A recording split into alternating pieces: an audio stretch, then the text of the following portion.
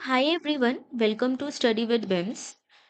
हमने पिछले लेक्चर में peasant movement and tribal revolt सारा कवर कर लिया था। आज हम देखेंगे important peasant movement and rebellions. Basically आप ये समझो कि ये रिबेलियंस और मूवमेंट हुआ क्यों था। Into the today's lecture and the session, I will make you sure that peasant movement and rebellions are covered with tricks, timelines, and exam-ready fact, which is especially for all competitive exam like BPSC, BSSC, CGL, AEDO. जो भी अभी upcoming exam आने वाले हैं वो सबके लिए बहुत इंपॉर्टेंट है ये मॉडर्न हिस्ट्री का ये टॉपिक। और watch till the end because many of these questions repeat directly in exam. Let's start now.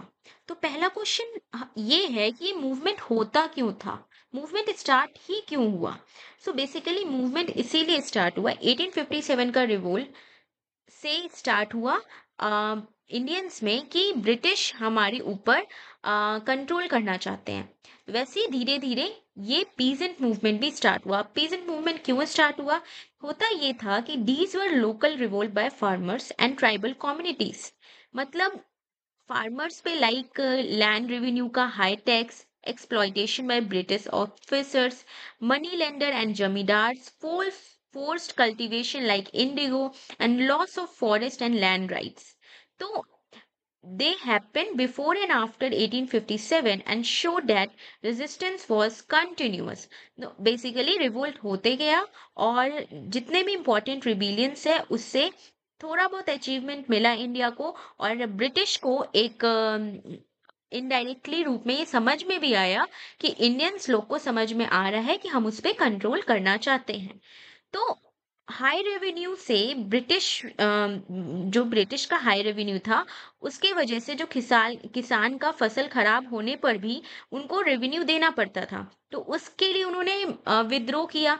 फिर जमींदार और महाजन का जो शोषण हो रहा था, जो जमींदार लोग से वसूली करते थे वो लोग, उसके लिए भी ये रिवोल्ट हुआ। Forceful cultivation like Indigo Indigo में जैसी नगदी फसल, मतलब इसे खाने की फसल नहीं उगा पाते थे, वो सिर्फ इंडिगो ही उगाना है।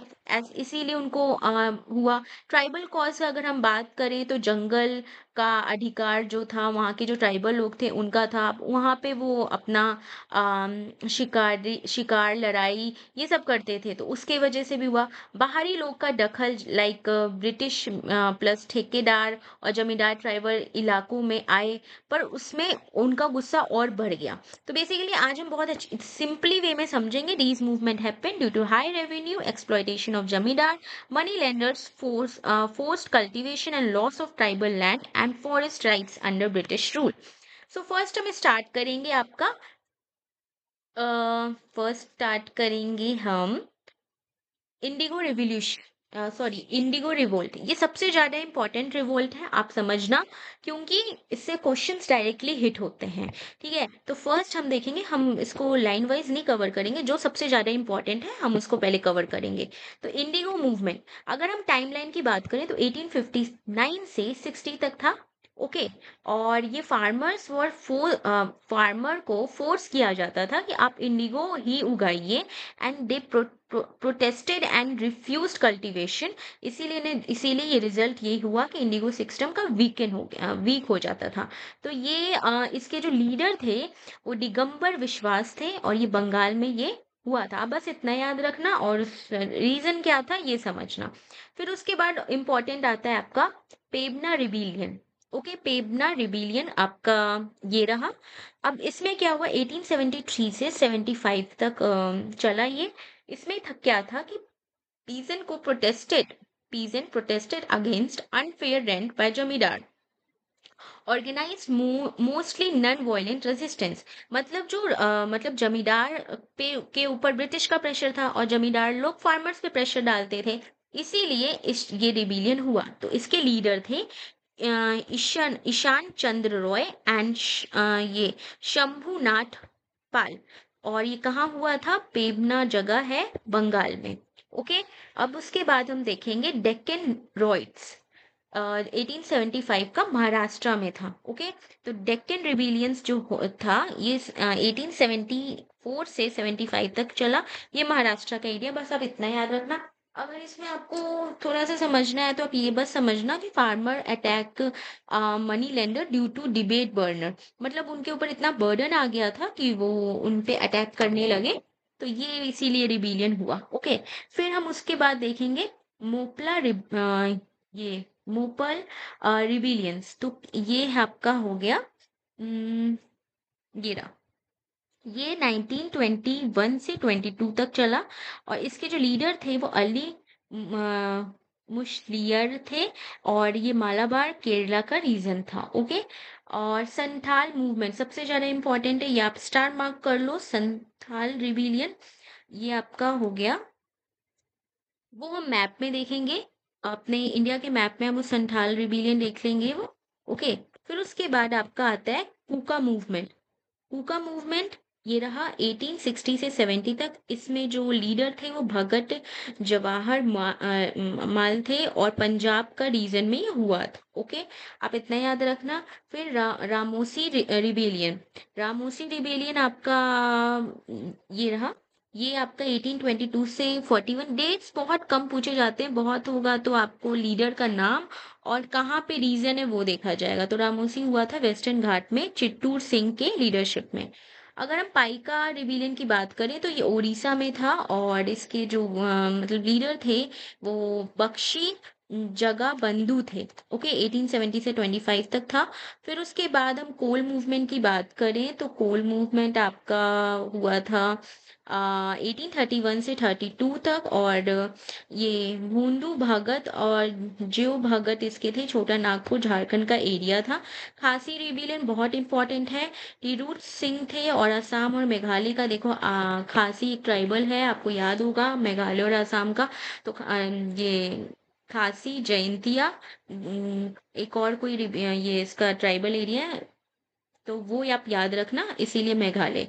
फिर फराजी मूवमेंट हो गया आपका, लीडर बंगाल का है और हज्जी सरियतुल्ला इसमें लीडरशिप थे। होम रिविलियन बहुत इंपॉर्टेंट है, ये आपका असम का है, गोमधर कुनवर इसके लीडरशिप थे। फिर पागलपंती रिबेलियन, ये करम शाह और टिप्पू शाह था, बंगाल का था, मोस्टली बंगाल के ही है।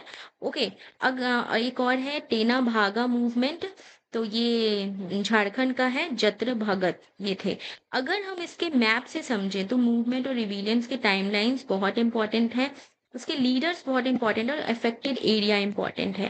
रीजन सिटीजन्स एंड रिवोल्ट, अगर हम मैप से देखें तो देखो यहाँ पे सबसे पहले अगर हम यहाँ पे देखें पंजाब का एरिया है, पंजाब में क्या हुआ था, कुका रिबेलियन, मैंने ऊपर बताया आपको 1860 में। फिर अगर हम नीचे आएंगे तो गुजरात, गुजरात में हुआ था कच्छ रिबेलियन और भागेरा रिबेलियन। ओके, फिर हम इधर आएंगे बिहार में, तो बिहार में तो बहुत सारे मूवमेंट हुए थे, लाइक तो बिहार और वेस्ट बंगाल अगर हम दोनों का देखेंगे तो ववाई रिबेलियन हुआ था, सन्यासी रिवोल्ट है, फकीर रिवोल्ट है, पागलपंती रिबेलियन है, फर्जी मूवमेंट है एंड भूमिजिया म्यूटिनी था। ओके, एंड ये चेरो रिबेलियन भी बिहारी का है। अब अगर हम झारखंड का देखेंगे तो झारखंड का कोल रिबेलियन, संथाल, केनवार, मुंडा एंड तेन भागत मूवमेंट, ये सब झारखंड में है। ये झारखंड और बिहार और वेस्ट बंगाल का इम्पोर्टेंट रहता है और उतना कोई स्टेट का इतना इम्पोर्टेंट नहीं रहता है। आप कुछ ये भी देख लेना, तमिलनाडु का revolt of पॉलीगर and Ganjam rebellion. यहाँ पे एक ये और याद रखना, ईस्टर्न ये जो ईस्टर्न रेन का पार्ट था ये कोया रिबेलियन। और आंध्र प्रदेश जो था रंपा रिबेलियन एंड चेचूर ट्राइबल मूवमेंट। ओके, तो ये सब याद रखना। भील रिबेलियन आपका पार्ट था गुजरात के बगल में आपका आ गया। ओके, और गुजरात में आपका तो मैंने देख ही लिया आपने, उड़ीसा का देख लिया आपने एंड मेघालय का तो पता ही है आपको, मेघालय का जो खासी रिबेलियन है, होम है, ये सब है। और नागा रिबेलियन आपका ये सब। तो ये सब मैप वाइज़ आप कवर करना, आप 1-2 बार अगर इसको चार्ट वाइज़ याद करोगे ना, तो आपको याद हो जाएगा। आप सिर्फ़ इसका टाइम पीरियड और इसके कौन कंसर्न लीडर थे, वो याद रखना, ओके? नेक्स्ट पार्ट में हम सोशियो रिलीजियस रिफॉर्म मूवमेंट देखेंगे, okay? Stay connected with our channel. पहले हम सारे नोट्स को कवर कर लेंगे, फिर हम एमसीक्यू इसका देखेंगे। एमसीक्यू प्रैक्टिस के टाइम बहुत सारी चीज़ें और क्लियर होती हैं कि कैसे क्वेश्चंस आते हैं पीवाईक्यू से। Stay connected with our channel and keep subscribing us. Thank you.